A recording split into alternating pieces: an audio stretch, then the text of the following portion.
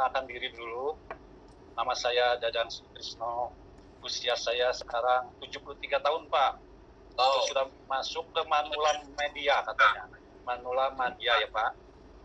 Mudah-mudahan Bapak Ibu sekalian dianugerahi umur yang panjang juga. Amin, Pak. Seperti saya bahkan lebih panjang dari saya, tapi dalam keadaan sehat, Pak. Ya. Kita jangan sampai usia tua tapi sakit-sakitan. Ya. Pada kesempatan ini saya ingin berbagi ya, Pak. Tadi Pak Hendra sudah menjelaskan, saya punya masalah dengan penyakit saya. Pada tahun 2014 saya kesulitan buang air kecil, Pak ya. Itu cukup lama, tapi saya kurang kilo waktu itu. Ya, saya masih meyakinilah minum obat-obat tradisional, lalu mengikuti apa kata orang. Saya coba, tapi makin lama sampai akhirnya saya tidak bisa, Pak. Sama sekali tidak bisa untuk buang air kecil, mampet istilahnya. Nah, keadaan sudah begitu, baru saya pergi ke rumah sakit. Kemudian pertama kali saya ditangani oleh Dokter Bambang di Rumah Sakit Boromius pada tahun 2014. Saya langsung dikateter, Pak, baru bisa buang air kecil. Dari hasil pemeriksaan ternyata prostat saya mengalami pembengkakan, Pak. Jadi besar ke dalam, ya. Itu menurut Dokter Bambang, itu yang bermasalah, yang besar ke dalam. Pada dasarnya laki-laki itu kalau udah umur 45-50 tahun ke atas itu berpotensi untuk menjadi besar, bengkak. Tapi yang bengkak keluar itu aman, Pak. Jadi tidak usah dikusi-kusi. Ini yang bengkak ke dalam, atau saya setelah itu dianjurkan untuk dikerok, Pak, istilahnya. Saya mengikuti apa yang disarankan dokter, dikerok tahun 14. Tetapi tahun 2018, kembali, Pak, saya susah lagi untuk buang air kecil. Kemudian saya berobat pindah ke Rumah Sakit Siloam di daerah Tangerang, ditangani oleh dokter. Ya, waktu itu juga dikerok yang kedua. Kemudian rasa baik ya, Pak. Minum obat. Saya mampet lagi, Pak. Tahun 2018 tidak lagi bisa pipis. Setelah diadakan penelitian, ternyata saya di samping prostat punya juga bawaan keloid itu, Pak. Keloid itu semacam penyakit. Kalau ada luka, ada bentol, digaruk, membesar. Nah, ini rupanya luka saya bekas operasi itu di dalam penis saya itu merangsang untuk timbulnya keloid di dalam saluran kencing penis saya itu. Nah, ya, kemudian ditangani, alhamdulillah Allah Subhanahu wa taala mempertemukan saya dengan Dokter Firdaus. Beliau urolog, Pak ya. Usianya sudah senior, waktu saya umur masih 71, beliau sudah 75.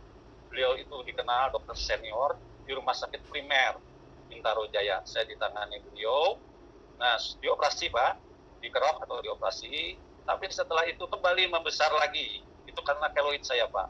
Nah, dokter melihat itu usaha beliau, itu saya dibusi, Pak, istilahnya, diperbesar, lubang saluran kencing saya diperbesar. Waduh, Pak, bukan main, Pak, itu tanpa dibius. Kalau dikerok dibius, Pak, tapi waktu dibusi, dimasukin alat itu memperbesar lubang kencing saya itu tanpa bius. Aduh, bukan main, Pak. Beberapa kali akhirnya dokter tidak tega kepada saya. Jalan keluarnya yaitu saya dipasangi kateter. Yang saya pakai kateter itu 4 bulan, Pak, terus-menerus 4 bulan. Jadi saya dalam 4 bulan itu berbaring terus di tempat tidur, tidak bisa kemana-mana, Pak, karena terganggu itu oleh kateter. Nah, ini berdampak, Pak. Selama 4 bulan tidak bergerak, rupanya peredaran darah saya terganggu, ya, Pak. Sehingga ini berdampak, Pak, kepada daya ingat saya. Daya ingat saya itu menurun. Dan itu sampai pada puncaknya, saya tidak hafal lagi, Pak, bacaan surat ketika sholat fardu. Saya tidak hafal, Pak. Saya tidak ingat lagi saya sudah sholat berapa rakaat. Itu istri saya membimbing saya untuk terus panggil kepada saya, papi harus tetap sholat walaupun tidak hafal. Dibimbing, sudah rakaat kedua, istri saya berdiri di belakang. sudah rakaat kedua, sudah rakaat ketiga, begitu sampai selesai. Nah, kemudian pada suatu hari datanglah kawan saya, satu alumni di AKB, Pak ya. Kolonel atau Kombes Saripudin Ali Amin. Rupanya beliau itu sudah mengkonsumsi dan sahabat dari Pak Yus. Sengaja datang ke rumah di Bandung. Dari Jakarta sengaja ke Bandung memperkenalkan produk ini, Pak. Ya. Produk yang sama-sama kita cintai ini, Purtier itu. Lalu saya mencoba.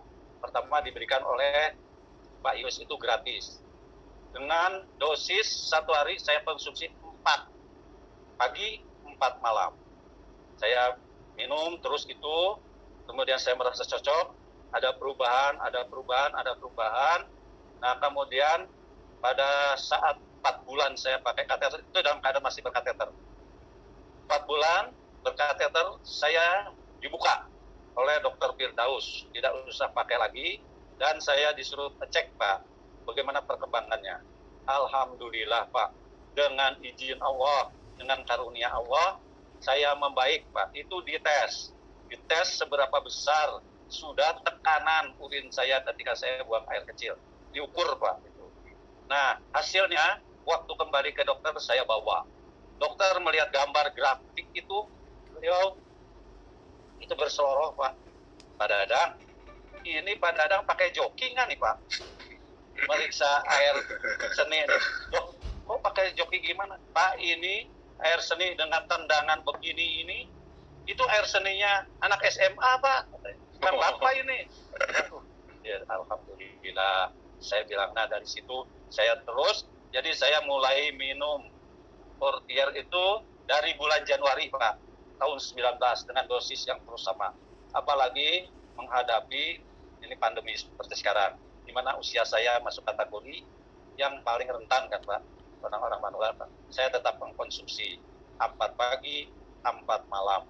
Nah, saya menganjurkan dari pengalaman saya yang menderita sakit prostat, di mana sudah 3 kali, itu kiranya kalau mulai ada gejala, segeralah mengkonsumsi Purtier ini. Mudah-mudahan juga Bapak dan Ibu sekalian ada kecocokan dengan Purtier ini. Jangan melihat harganya ya, Pak ya. Kalau ada uang, kita bekerja, mati-matian cari uang, ada uang, kita kumpulkan uang, lalu sakit, maka belilah, berobat ke dokter, juga didampingi dengan minum Purtier. Bahasa Sunda itu ada peribahasanya, Pak. Harta benda itu tulung raga, artinya uang itu adalah untuk membela raga kita ketika kita sakit. Mungkin inilah share yang bisa saya sampaikan.